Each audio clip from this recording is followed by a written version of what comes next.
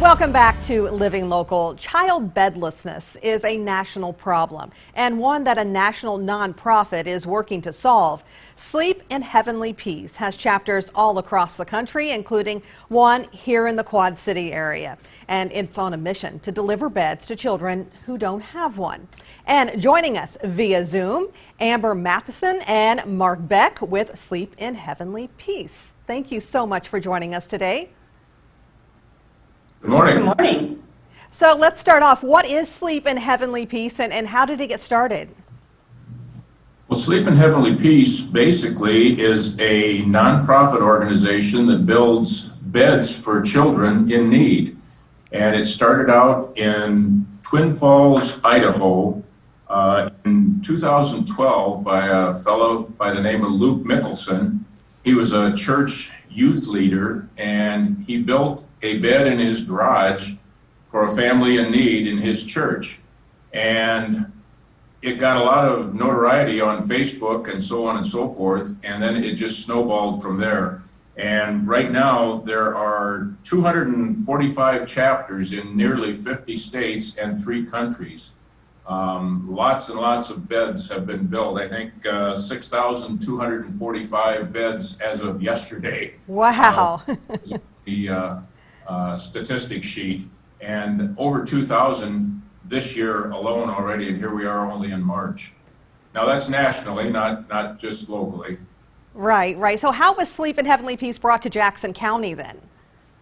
Well, we have a group called Community Partnerships for Protecting Children, and there was a discussion one day with agencies that we had this issue of some kids not having beds. They were getting lots of phone calls for beds.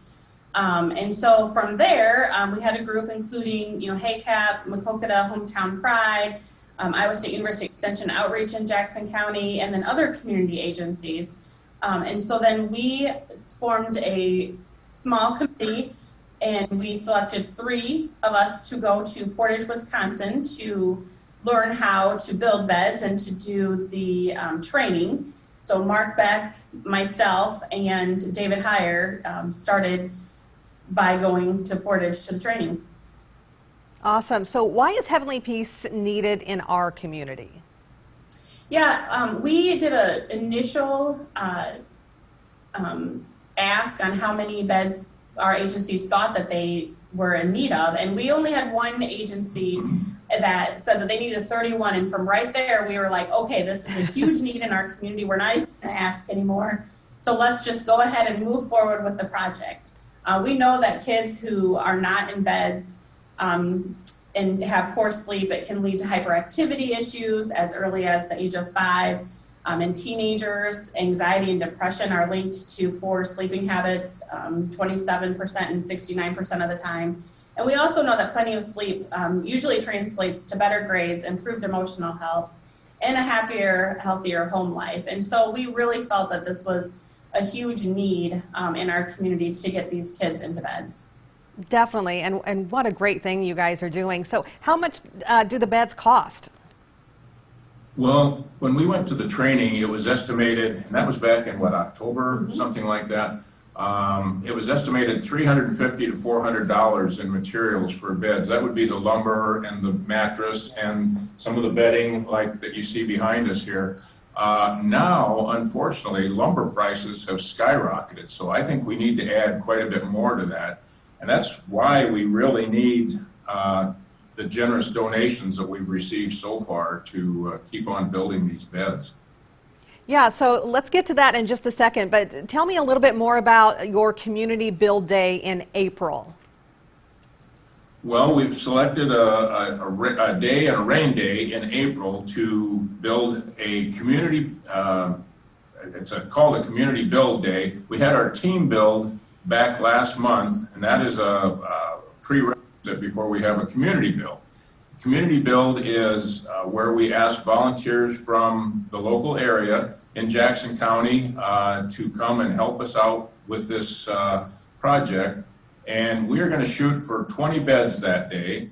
And we did 10 on our team build day back in February. So I think we can easily do 20 on a community build day, and we could probably use anywhere from 15 to 20 volunteers when that time comes. And there'll be information coming out that will get the word out so people can volunteer if they wish to do so. Yeah, what a great way to get the community involved as well. What kind of donations do you accept? You talked a little bit about needing donations.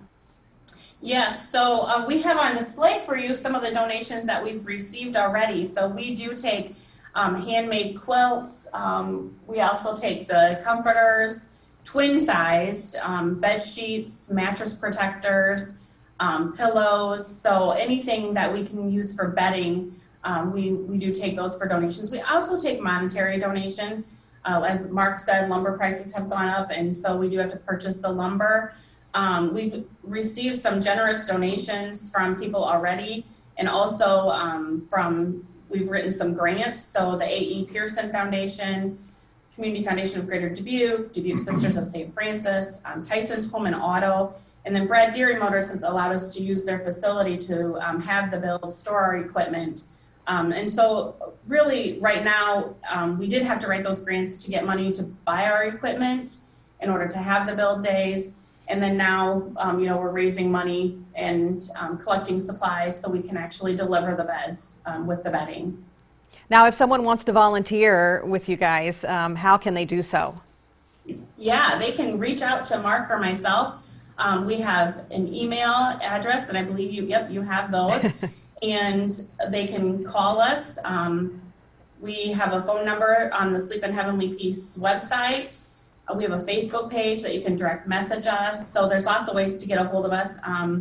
I can be reached at the Iowa State University Extension and Outreach Center in Jackson County. So any way you want to contact us, feel free to do that. We also, on our Facebook page, when we come down to our community build day, we'll have a online sign-up form for people to sign up in shifts to come and volunteer. So we don't want 100 people showing up because we don't have enough stuff for them to do, but we'll have the different shifts and how many people we need for each shift on that online sign up. Awesome. So for you, what's been the most rewarding part of being involved with this nonprofit? Well, I think just helping kids in need is the biggest part of it, for me anyway, and most of our volunteers have expressed that same thing. And it's also getting to know new people, possibly with similar interests. And anybody can do this. This is a very simple process. So it's very easy to put one of these beds together. They've kind of made it like a production line, and you just go down the tables that are set up, and one person might carry a board over to another station, and one person might drill a board, another person might put some screws in a board. So it's a very simple process, but just getting to know the new people. But ultimately, it comes down to all the kids in need that I think is what's most rewarding for me, and probably Amber too. Yeah, definitely. That we got to go on a delivery at Portage, Wisconsin, and actually assemble the bed, and that is a very rewarding process to see the kids and in their new beds and how delighted they were to be able to have their own bed to sleep in. That was unbelievable. That made it worth the whole day of training that we sat through. Yeah. The family was 3 children, and we did 3 deliveries that day, and look on their face, you'd have thought it was Christmas time for them. Oh, goodness, I can't imagine. Well, Mark and Amber, thank you so much for taking the time to talk to us today. Thank you for having us on. And if you want more information, you can go to Facebook and search Sleep in Heavenly Peace in Jackson County, Iowa. And we'll also have those details posted on ourquadcities.com.